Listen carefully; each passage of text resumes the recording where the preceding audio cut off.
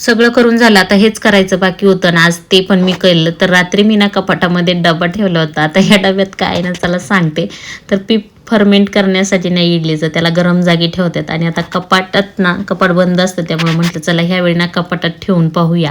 तर याआधी मी ना असं ब्लँकेटमध्येच गुंडाळून ठेवत होते आणि रात्री पण मी 2 ठिकाणी ठेवलं होतं, एक कपाटात ठेवलं होतं आणि एक कुकरमध्ये ठेवलं होतं.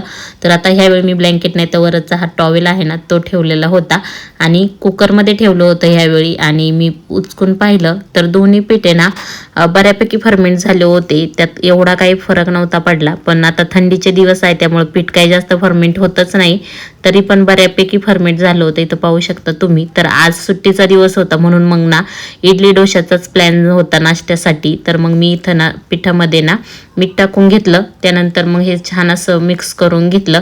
नंतर ना इडली बनवायला घेतली आणि आता माहीत नाही ह्यावेळी माझ्या इडली कशी होतात, कारण ना हा तिसरा ट्रायल आहे ह्या कुकरमध्ये माझा.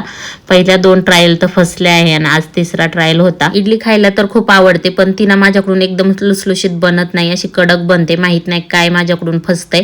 पण ह्यावेळी ना मी बऱ्यापैकी बनवली होती, छान झाली होती. एवढी छान झाली होती ना की एक कुकरचं प्लेट ना गरम गरम असतानाच आम्ही खाऊन टाकली होती आणि एक प्लेट मी ठेवली होती.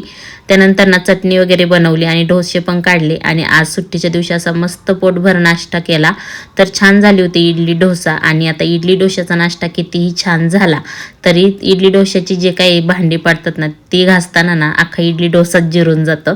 तर वरसाठी आम्ही इडली बनवल्या होत्या आणि आता म्हटलं चला मस्त गरम गरम थोडासा चहा पण पिऊया.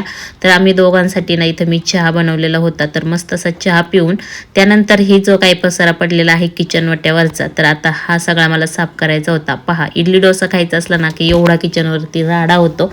फक्त हे सगळं नाश्त्याचंच भांडी आहेत आणि आता हीच साफ करायची आहे. चला भेटूया पुढच्या व्हिडिओमध्ये.